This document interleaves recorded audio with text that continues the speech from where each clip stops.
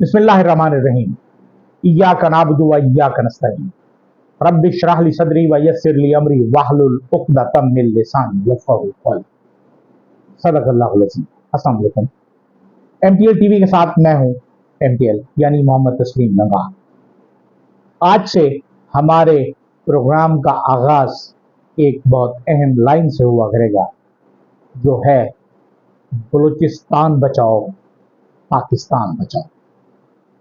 ये लाइन हमारे लिए जिंदगी और मौत का सवाल है, क्योंकि बलूचिस्तान पाकिस्तान की मुआशी शहरग है। सीपैक गवादर पाकिस्तान की मुआशी शहरग है और इसको बचाना पाकिस्तान को बचाने के बराबर है।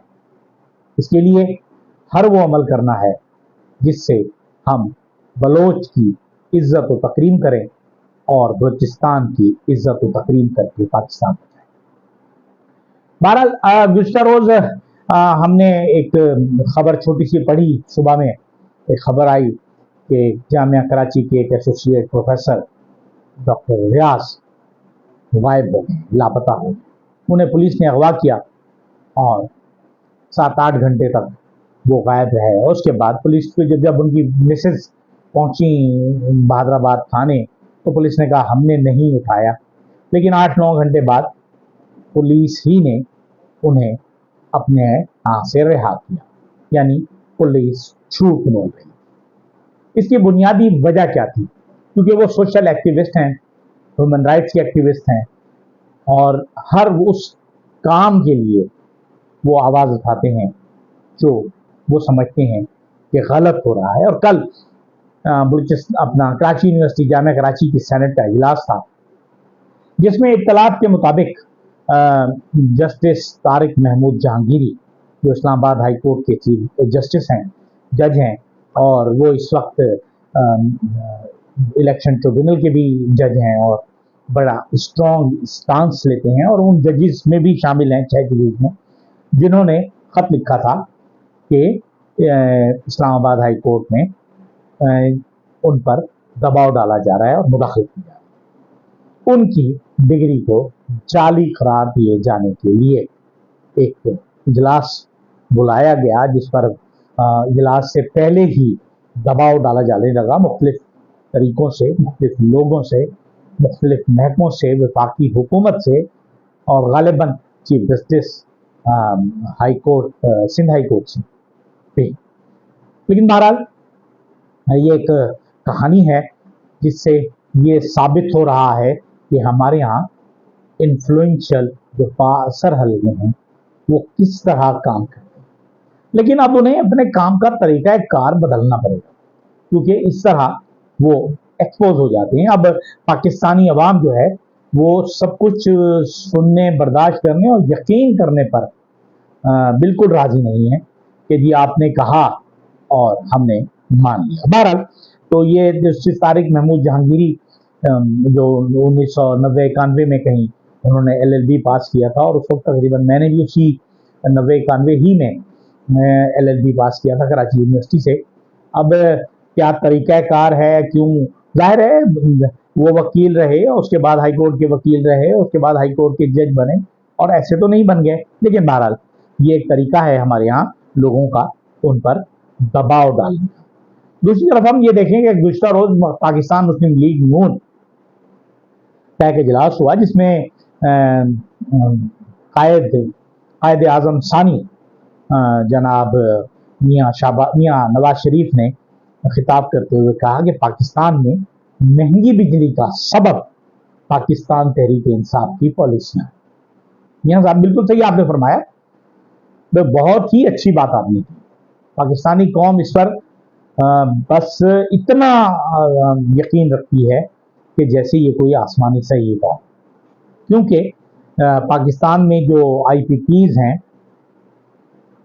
उनके जितने मुआहदे हुए वो PTI के दौर में हुए।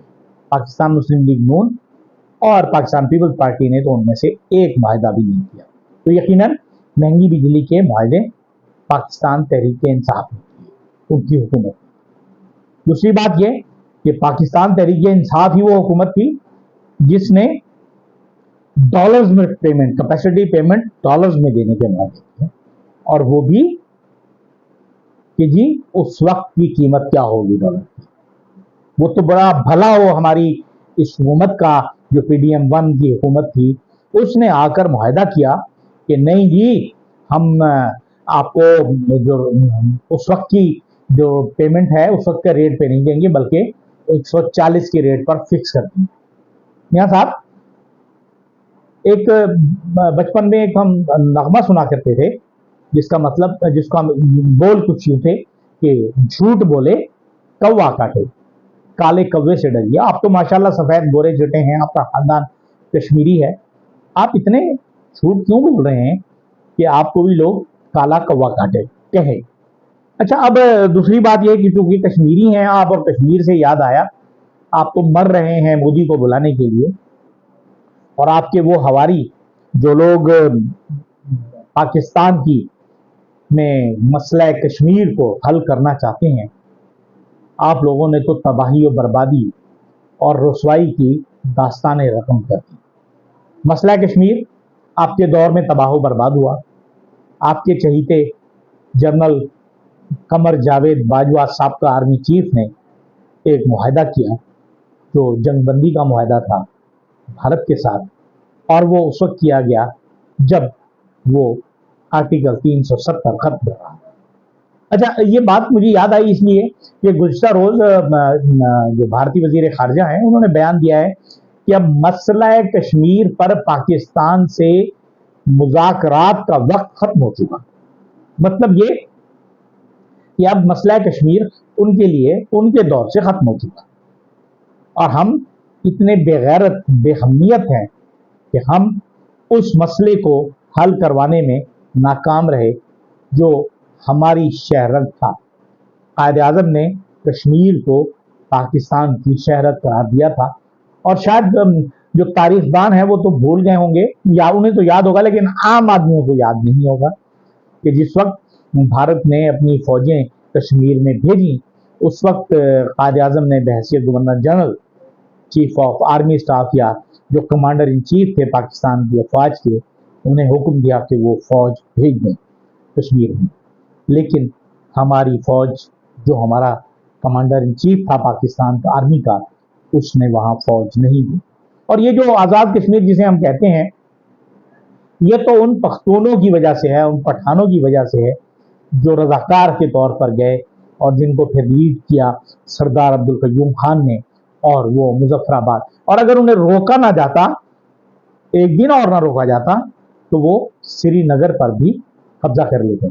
लेकिन उन्हें रोक दिया गया, जंगबंदी करा दी गई, लाइन ऑफ कंट्रोल करा दी गई, और इस तरह पाकिस्तान का मसला कश्मीर जो एक रिश्ता है, रिश्ता नासूर हो गया हमारे लिए।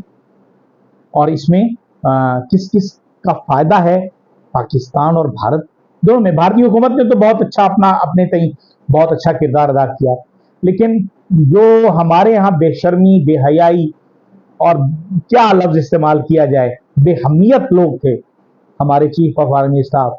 और इस तरह मैं पहले भी कह चुका हूं, पाकिस्तान में दो गद्दार ऐसे आए हैं जिन्होंने इतने बड़े सौदे किए।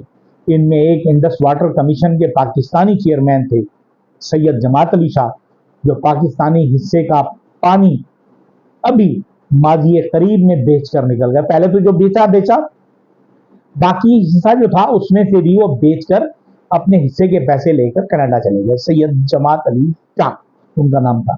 और उसके बाद अगर हम देखें तो जो दूसरे गद्दार वतन थे, वो थे जनरल कमर जावेद बाजवा, जो आर्मी चीफ रहे, और उन्होंने अपने दौर में सहाफियों से गुफ्तगू करते हुए यहाँ तक कहा कि मेरे पास तो टैंकों में डालने के लिए पेट्रोल के पैसे भी नहीं हैं।